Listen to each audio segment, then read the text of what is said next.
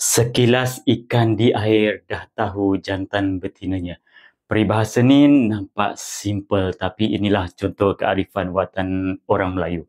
Kebijaksanaan yang lahir daripada pemerhatian yang sangat tajam. Orang dulu hidup rapat dengan alam.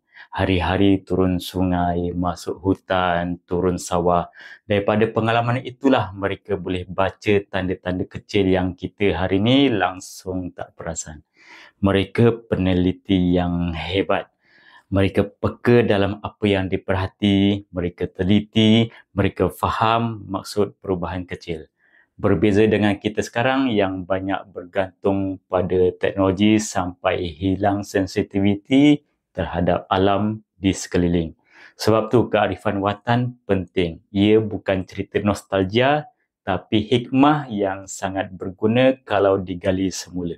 Belajar membaca alam, belajar memahami situasi, belajar melihat yang tersirat sebelum yang tersurat. Kalau kita tak hidupkan balik ilmu-ilmu ni, ia akan tinggal peribahasa sahaja disebut tapi tak lagi difahami. Jadi, sebelum semuanya hilang, jom kita hargai dan wariskan kearifan nenek moyang kita.